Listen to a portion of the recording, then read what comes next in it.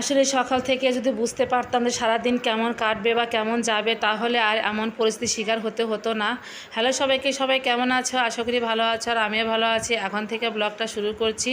আশা করি পুরো ব্লগটার সাথে থাকবে, আর ভালো লাগলে অবশ্যই একটু লাইক, কমেন্ট আর শেয়ার করে দেবে। তো এই তো সকালবেলা ঘুম থেকে উঠে সকল কাজকর্ম সেরে নিয়ে তো অনেকগুলো কাপড় চোপড় বের হয়েছিল, তো ভাবলাম যে এই কাপড় চোপড়গুলো একটু ভালো করে পরিষ্কার করে ধুয়ে দেই। তো পরিষ্কার করে ধুয়ে টুয়ে দিয়েছি, এখন ছাদে মিলেও দিয়ে আসলাম। তো যাই হোক, কাপড়গুলো মিলে দেওয়ার পর অনেকগুলো ডিম নিয়ে আসছে, আবার অনেকগুলো বাজারও করে নিয়ে আসছে। তো ভাবলাম যে আজকে ডিমই রান্না করব। তো সকালবেলা আবহাওয়াটা খুব ভালো ছিল, পরিষ্কার মনে হলো যে রোদ উঠবে, তো হঠাৎ করে দেখে আবার মেঘ মেঘ করছে। তো যাই হোক, তো ঠান্ডা আবহাওয়া মনে করি আবার ডিম রান্না করব, এই জন্যই ডিমটাই নিয়ে নিলাম। আর এদিকে বাজার নিয়ে আসছে, সেই বাজারগুলো অমনি রেখে দিয়েছিলাম, নিয়ে আসছিল গতকালকে রাত্রে। তো রাত্রে আর কিছু করিনি, ভাবলাম সকালেই সব গুছিয়ে নেব। তো এই তো বাজারগুলো ঢেলে নিচ্ছি সুন্দর করে, এখন গুছিয়ে নেব। তো এখানে নিয়ে আসছে মূলা, তারপরে হচ্ছে ঝিঙ্গে, বরবটি, কাঁচামরিচ, যা যা লাগে আর কি। তো এই তো সব বাজারগুলো ঢেলে নিচ্ছি, যা রান্না করব সেগুলো কেটে নেব, আর যেগুলো রান্না করব না সেগুলো বাদ বাকি গুছিয়ে একদম ফ্রিজে রেখে দেব। আর এখানে অনেকগুলো আলুও নিয়ে আসছে, আলু একদমই ছিল না বাসায়। তারপরে আদাও নিয়ে আসছে, যদিও আদা অনেক আছে তারপরেও নিয়ে আসছে আদা। তো যাই হোক, এখানে আমি বরবটি ভাজি করব, যেহেতু প্রচণ্ড আবার মেঘ করে বৃষ্টিও নামছে হঠাৎ দেখতে পেলাম। তো এই তো হচ্ছে কথা, যে যদি সারাদিনের পরিস্থিতি কেমন হবে এটা বুঝতে পারো, তাহলে আর এত কাপড় চোপড় ধুয়ে দিতাম না। তো যাই হোক, সব কিছু কেটে কুটে গুছিয়ে নিয়েছি, যেহেতু ডিম রান্না করব তার জন্য আলু কেটে নিয়েছি দুটো, আর পেঁয়াজ একদম বেটে নিয়েছি, রসুন, তারপরে হচ্ছে আদা, জিরে, ধনিয়া বাটা। তো যাই হোক, এগুলো রেডি করতে করতেই প্রচণ্ড বৃষ্টি নেমে গেল। তো এখন বৃষ্টি নিয়েই চিন্তা, যেহেতু অনেকগুলো কাপড় চোপড় ধুয়েছি। তো বৃষ্টি যেরকম নেমেছে মনে হচ্ছে যে আর সারাদিন রোদ উঠবে না। তো যাই হোক, কোনো রকম চিন্তাভাবনা না করে আবার চলে আসলাম রান্নাবান্নার জন্য। যেহেতু বৃষ্টি নেমে গেছে, বাইরে চলে তো রান্নার কোনো রকম পরিস্থিতি নেই। ওই দেখা যাবে যে ঘর দুয়ারে আসতে যেতে ওই পিছলের মধ্যে যদি হঠাৎ পা পিছলে যায়, তো ভাবলাম ঘরেই রান্না করব গ্যাসে। তো এদিকে গ্যাসে আমি ডিম বসিয়ে দিয়ে ওইদিকে রাইস কুকারে চাল দিয়ে বসিয়ে দিলাম।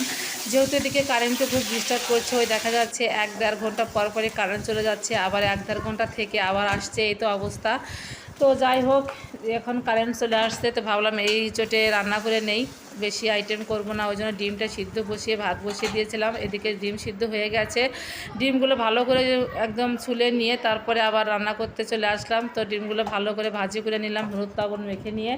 তো এখন হয়তো জিরা ফোড়ন দিয়ে তারপরে আলুগুলো একটু ভাজি করে নেব। আর আলু ভাজি করতে করতে এর মধ্যে আমি কিন্তু পেঁয়াজ কুচিও দিয়ে দিয়েছি, দিয়ে আর একটু ভালো করে ভাজি করে নিয়ে এখন দিয়ে দেব আমি পেঁয়াজ বাটা আর রসুন বাটা, এগুলো দিয়ে আরেকটু ভালো করে ভাজি করে নেব, যাতে করে কাঁচা গন্ধ না থাকে।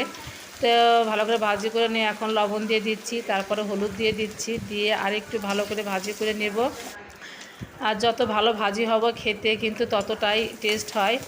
তো এখন আমি এর মধ্যে আদা, জিরা, ধনিয়া বাটা দিয়ে দিলাম, আর মরিচের গুঁড়া দিয়ে সুন্দর করে একদম ভাজি ভাজি করে তারপরে একটু হালকা জল দিয়ে কষিয়ে নেব। কষিয়ে নেওয়ার পর তারপরে কিন্তু আমি এর মধ্যে ডিম দিয়ে দিচ্ছি, ডিমগুলো দিয়ে আর একটু ভালো করে কষে নেব। আর এভাবে ডিম রান্না করলে কিন্তু খেতে খুবই ভালো লাগে। তো মাঝে মাঝে এভাবে ডিম রান্না করে খাই, জানি না তোমরা কে কীভাবে রান্না করো, তবে আমি কিন্তু এভাবেই রান্না করি মাঝে মধ্যে। আর আমি একে বলে ডিমের দো পেঁয়াজা। তো যাই হোক, ডিমের দো পেঁয়াজা খেতে খুবই মজা, আর আসলেও খেতে খুবই টেস্ট হয়েছিল, একটু ঝাল ঝাল হয়েছিল, খেতে খুব ভালো লেগেছে। তো যাই হোক, এখন সুন্দর করে আমি ঝোল দিয়ে দিলাম। তো ঝোলটা কিন্তু বেশি রাখবো না, যেহেতু এই ডিমে এই ঝোলে কিন্তু বেশি ঝোল রাখলে ভালো লাগে না, একটু গ্রেভি গ্রেভি রাখলে ভালো লাগে। আর মনে করেছিলাম যে যেহেতু বৃষ্টি নেমেছে, ডিম রান্না করে খেলে ভালো লাগবে, গরমের ভাবটা একটু কম আছে, কিন্তু তা হলো না। বৃষ্টি হলে কি হবে, গরমটা কিন্তু ঠিকই আছে, ফ্যান ছাড়া থাকাই যাচ্ছে না। আবার একটু ফ্যান দিলে কিছুক্ষণ দেখা যায় একটু ঠান্ডা লাগে, আবার বন্ধ করলে দেখা যায় গরম লাগে, এই তো হয়েছে অবস্থা। তো যাই হোক, ডিমের ঝোলটা সুন্দর করে নামিয়ে নিয়েছি, সব কিছু চেক করে নিয়েছি লবণ। তো যাই হোক, সব কিছু ঠিকঠাকই আছে, এখন আমি ভাজিটা করে নেব। অনেক দিন পরই এই তো এই বরবটি ভাজি খাচ্ছি। তো প্রথমে কালো জিরা ফোড়ন দিয়ে দিয়েছিলাম, তারপর পেঁয়াজ কুচি দিয়ে এখন বরবটিটা দিয়ে এখন দিয়ে দিলাম হলুদ আর লবণ দিয়ে একটু ঢাকা দিয়ে দিয়েছিলাম, জল দেইনি, ওই যেটুকু জল উঠেছিল ওতেই সিদ্ধ হয়ে গেছে। আর আমি সুন্দর করে ভাজি করে নিচ্ছি, আর এই ভাজিটা আমার কাছে খুব ভালো লাগে, খুবই টেস্ট লাগে। তো আমি বাবাকে বলি যে বরবটি পেলে অবশ্যই নিয়ে আসবে। তো রাত্রিতে পেয়েছিল, তো নিয়ে আসছে। তো যাই হোক, সুন্দর করে ভাজিটা করে নিলাম। তো আজকের মতো এখানেই বিদায় নিচ্ছি। সবাই ভালো থেকো, সুস্থ থেকো, টাটা, বাই বাই।